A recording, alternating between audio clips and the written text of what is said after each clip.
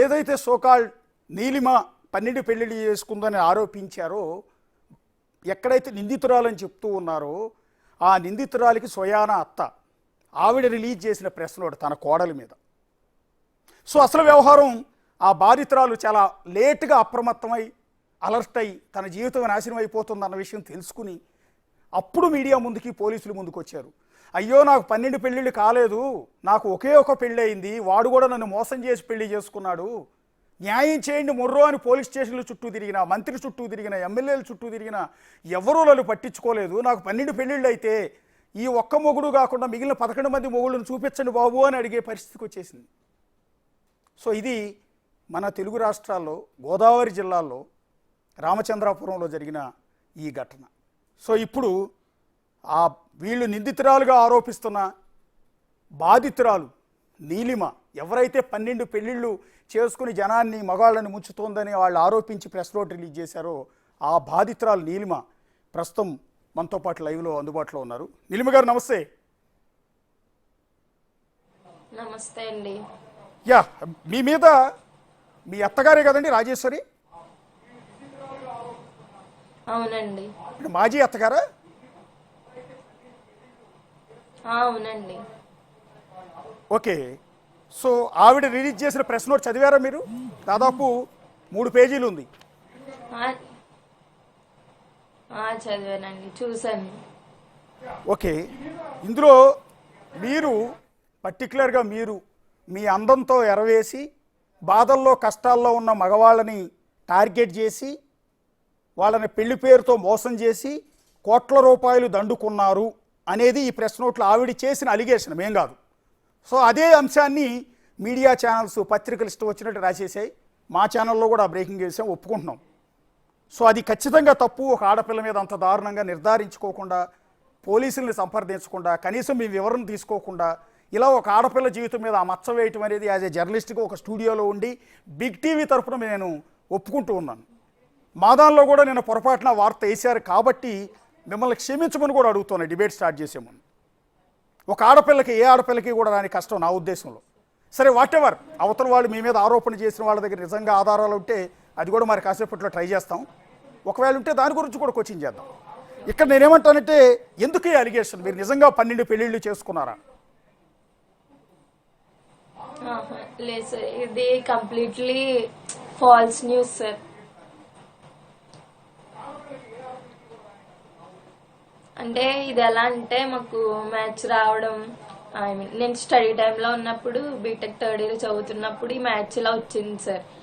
అయితే వాళ్ళు వస్తామని చెప్పి 2 days ముందు మాకు ఇన్ఫార్మ్ చేశారు. నేనైతే కాలేజీకి కూడా ఇంకా వెళ్ళడం మానేశాను. నెక్స్ట్ డే నైట్ ఇప్పుడు ఇంకా రారులేని ఇంకా లైట్ తీసుకున్నాం. అప్పుడు 7:30 ఆ టైంకి వచ్చారు నైట్. వస్తే ఇంకా అమ్మ ఇంట్లో కూడా లేదండి. అమ్మ తాతయ్య గారికి హెల్త్ బాగాలేదని చెప్పి హాస్పిటల్లో జాయిన్ చేయడానికి కూడా వెళ్ళింది. ఇంకా మీడియేటర్స్ ఉంటారు కదా, మా సైడ్ మీడియేటర్స్ అండ్ వాళ్ళ సైడ్ మీడియేటర్స్. మా సైడ్ మీడియేటర్ ఒక ఆంటీ ఉంటది, ఆవిడ పేరు లక్ష్మీ దుర్గా. ఇంకా ఆవిడ ఏముందంటే, అక్క ఇలా వస్తున్నారు మ్యాచ్ అని చెప్తేని ఇంక ఇంట్లో కూడా ఎవరు లేరండి.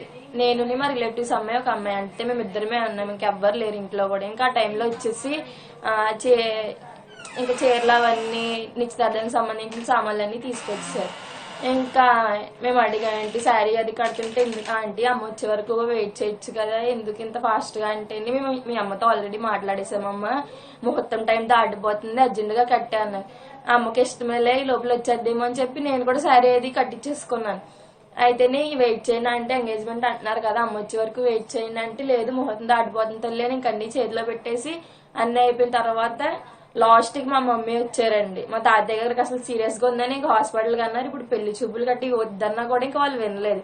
సర్లే ఇంకెలాగో తాతయ్యకి కూడా హెల్త్ బాగాలేదు కదా, ఇంకా యాక్సెప్ట్ చేద్దాంలే, చూసుకుంటాడు కదా అని మేము యాక్సెప్ట్ చేసాం. ఎంగేజ్మెంట్ అయింది, అంతా అయిపోయింది. ఇంకా వాళ్ళ సైడ్ పంతులు గారితో ఈ బర్నీస్ అనే వ్యక్తి ఎవరైతే ఉన్నారో నా మీద ఎలిగేషన్స్ పెట్టిన వాళ్ళ అమ్మ, రాజేశ్వరి గారు వాళ్ళ కొడుకు, ఆవిడ కలిసి ఆ అమ్మాయి బాగుంది కదా అని చెప్పి ఇంకా అలా మాట్లాడుకున్నారు. అమ్మాయి బాగుంది కదా అని మాట్లాడుకోవడంతో ఇంకేమైందంటే, నెక్స్ట్ డేనే పెళ్లి చేసేద్దాం అన్నట్టుగా వాళ్ళు ఫిక్స్ అయ్యారండి. ఇంకా వాళ్ళు వచ్చింది August 22 వచ్చారు. 23rd పెళ్లి చేసుకుందామంటే, అదేంటండి ఉన్నదో నాకు ఒక్కగానొక్క కూతురు, అలా ఎలా చేసేద్దామని చెప్పి మా అమ్మగారు అన్నారండి. అంటేని ఇంకా పర్లేదమ్మా అంటే అదంతా వద్దండి, మాకు మేము ముహూర్తం పెట్టుకున్న తర్వాత మీకు ఇన్ఫార్మ్ చేస్తామంటే ఇంకా అమ్మగారు మా సైడ్ పంతులు గారు ఎవరైతే ఉన్నారో ఆవిడతోని అతనితోని సెప్టెంబర్ 6th మ్యాచ్ ఫిక్స్ చేశారండి. ఇంకా సెప్టెంబర్ 6 అన్నవరంలో చేసుకుందాం అన్నట్టుగా చేసుకుందామంటే ఇంకా వాళ్ళు కూడా ఒప్పుకున్నారు. మళ్ళీ ఆగస్ట్ 26 వచ్చారు. ఆ రోజు నా బర్త్డే అయితేని ఇంకా ఈవినింగ్ వరకు ఉన్నారు. నేను ఇంట్లో కూడా నేను చెప్పాలంటే ఆ టైంలో కాలేజ్లో నాకు ప్రాజెక్ట్ వర్క్ ఉందని చెప్పి నేను కాలేజ్కి కూడా వెళ్ళిపోయాను. ఇంకా నైట్ వరకు ఉండిపోయారు. ఏమని చెప్పారంటే తర్వాత మా అమ్మగారు చెప్పారు ఇలా ప్రధానం బంధు వేస్తారు అంటున్నారంటే ఇంకా సర్లే ప్రధానం బంధు అంటే ఇంకా వాళ్ళ సైడ్ అమ్మాయిని నన్ను చేసుకున్నట్టుగా అంటే ఓకే నేను కూడా యాక్సెప్ట్ చేసేది. ప్రధానం బంధు అని చెప్పి పోనీ హాల్లో వేసారంటే హాల్లో కూడా కాదండి, నా బెడ్రూమ్కి వచ్చేసి ప్రధానం బంధు అని చెప్పి దాంతో తాళి కూడా కట్టేశారు. తాళి కూడా కట్టేసిన తర్వాత అదేంటంటే అడుగుతుంటే ఫోటోలో విజువల్స్ లో కనపడుతున్నాడు ఆయనేనా? గుర్రం బెర్నీష్ అండి, అలియాస్ బాను అని కూడా అంటారు. అలియాస్ బాను పూర్తి పేరండి? గుర్రం బెర్నీస్. ఓకే, ఏం చేస్తుంటారండి ఆయన? ఏం చేస్తుంటారు అతను మాతో చెప్పడం అయితే టు బి ఫ్రాంక్ మాతో సాఫ్ట్వేర్ ఇంజనీర్ అని చెప్పారండి. ఇంకా ఓకే అని యాక్సెప్ట్ చేసాం. మళ్ళీ తర్వాత ఏంటి, యాక్చువల్లీ వాళ్ళు అయితే క్రిస్టియన్ ఫ్యామిలీ అండి, మేము హిందూస్. ఇక్కడే మ్యాచ్ అవ్వట్లేదు. మా అమ్మ కూడా అందే వద్దాక మళ్ళీ ఫ్యూచర్ లో ప్రాబ్లమ్స్ అవుతాయి ఇలాగా ఇంటర్ క్యాస్ట్ మ్యారేజ్లు చేసుకుంటా అంటే పర్లేదు అమ్మ చాలా మంచి వాళ్ళు బాగా చూసుకుంటారు, ఆ అబ్బాయి అయితే గుడికి కూడా వెళ్తూ ఉంటాడని చెప్పారండి. వాళ్ళ మమ్మీ వాళ్ళ డాడీ వాళ్ళ చర్చిలు కూడా ఉన్నాయండి. ఇతను ఏంటి గుళ్ళో కూడా పూజలు చేస్తారు, గుళ్ళోకి వెళ్తారు. ఇంకా ఏం చెప్తే నా కూతురిని బాగా చూసుకుంటే చాలు లెక్క క్యాష్ దేమందంటేని ఇంకా అమ్మగారు కూడా ఒప్పుకోవడం జరిగింది. ఇంకైతే వీళ్ళు ఆగస్ట్ 26 రోజున బర్త్డే. ఇంకా మీరు అనుకున్న ముహూర్తానికంటే ముందే మీ ఇంటికి వచ్చి మీ బెడ్రూమ్ లో తాళి కట్టేసాడు ఆయన అంటున్నారు. మీరెందుకు ఒప్పుకున్నారు? ఎస్ అవునండి, నేను ఒప్పుకోలేదండి. నేను వెనక్కి వెళ్ళిపోతుంటేనే ఇంకా అది తాళి కూడా కట్టడం కాదండి, ఇంకా మెళ్ళ వేసేసారు. ఇంకా అలాగా ఇంకా ఫోటోల కోసం అని చెప్పినట్టుగానేమో అలా ముళ్ళేస్తున్నట్టు పోజులు ఇచ్చారండి. అంటే ప్రధానం బంధు, ఇప్పుడు ప్రధానం బంధు అంటే అమ్మాయికి ఎలా వేస్తారండి, తాళి కడుతున్న ఫోటోలు కొన్ని వచ్చినాయి. నిలుము గారు మా స్క్రీన్ మీద కొన్ని ఫోటోలు మరి మీరు ఇచ్చారో వాళ్ళ నుంచి వచ్చినాయో తెలియదు కానీ అతను తాళి కడుతూ ఉన్నాడు, వైట్ షర్ట్ లో ఉన్నాడు. మేము ఇచ్చాము. తాళి కడుతున్నట్టుగా ఒక ఫోటో ఉంది. ఇదేనా బెడ్రూమ్ లో తాళి కట్టింది ఆయన?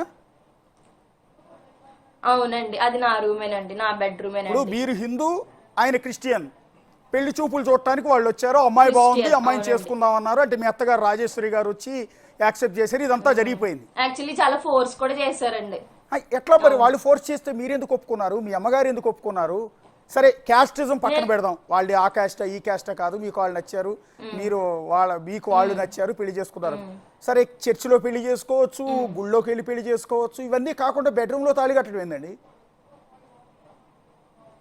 అదేనండి, బందేస్తానని చెప్పేసి ఇంకా బెడ్రూమ్ లోనే తాళి ఏంటి పాకెట్ లోంచే తాళి తీసి కట్టేశాడండి ఆయన.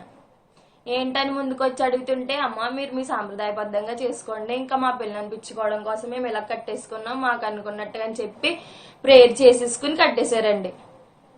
ఇంకా సర్లే ఇంకా అలాగో కట్టేసారు కదా, చేసేదేముంది నెక్స్ట్ మళ్ళీ పెళ్లి చేసుకున్నారా? సర్లే కట్టేసారు కదా చేసేదే లేదు సార్, నేను చెప్తాను అదే. అయితే నెక్స్ట్ సెప్టెంబర్ 2 నాకు మా పద్ధతి ప్రకారంగా బోనం వేసుకుని పెళ్లి కూతురిని చేసుకున్నామండి. బోనం వేసుకున్నాం, పెళ్లి కూతురిని కూడా చేసుకున్నాం. బిఫోర్ ఏమైందంటే ఇతనికి ఫస్ట్ మ్యారేజ్ అయిందని మాకు చెప్పలేదు.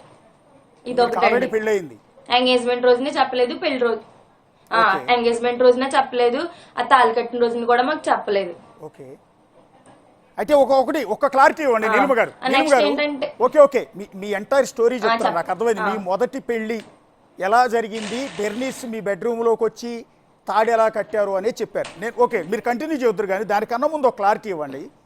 మీ మీద వచ్చినప్పుడు ఆరోపణ, ఓకే సార్, సో మేం చేస్తున్న ఆరోపణ కాదు, మీ మీద కాదు, ఏ ఆడపిల్ల మీద కూడా రాకూడదు. మా ఇంట్లోనూ ఆడపిల్లలు ఉన్నారు, ఏ ఆడపిల్ల మీద కూడా రాని ఒక ఆరోపణ.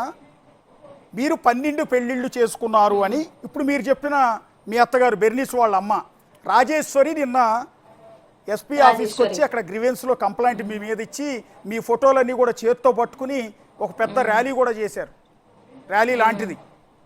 సో దానికి మీరు సూటిగా ఒక్క మాటలో Yes, sir. ఏంటి 12 పెళ్లిళ్ళ గోల ఏంటి అని? ఓకే, ఎలిగేషన్ నా మీద వచ్చింది సార్. ఇప్పుడు నార్మల్ గా జనరల్ గా మాట్లాడుతున్నాను సార్. నేనైతే ఇప్పుడు కామన్ గర్ల్. నేనంటే ఇప్పుడు ఇన్ఫాక్ట్ నా చుట్టుపక్కల కూడా నేను అంటే ఎవరు తెలియదు. ఇప్పుడు ఫర్ ఎగ్జాంపుల్ నా ప్లేస్ లో ఎవరైనా సెలబ్రిటీ ఉంటే ఫేస్ హైడ్ చేసి, లేదంటే వాళ్ళ ఇష్యూస్ పెద్దవి చేయకుండా హైడ్ చేసి చేసేస్తారు. అదే కామన్ గర్ల్ కి ఎవరు సపోర్ట్ ఉంటారు సార్? ఆమె ఏదన్నా ఇప్పుడు నేనంటే స్ట్రాంగ్ గా ఉన్నాను నా ఫ్యామిలీ ఫ్రెండ్స్ ఉండడం వల్ల. అది కామన్ గర్ల్ ఆ ఎలిగేషన్స్ వల్ల చనిపోతే ఎవరి రెస్పాన్సిబిలిటీ? ఇది స్ప్రెడ్ చేసేది కూడా ఏంటి ప్రూఫ్స్ లేకుండా 12 పెళ్లిళ్ళు చేసుకున్నారని ఎలా ఎలిగేషన్స్ ఇవ్వగలరు? ఎలిగేషన్స్ ఇస్తారు, ప్రూఫ్స్ కూడా ఉండాలి కదా. అంతలా స్క్రోల్ చేస్తున్నారు ఒక అమ్మాయిని. ఎస్, ఎగ్జాక్ట్లీ అండి. సరే, నేను ఒకవేళ ఎగ్జాక్ట్లీ 12 మీరు ఈ చేసుకున్నాను. సమాజాన్ని పన్- ఈ సమాజ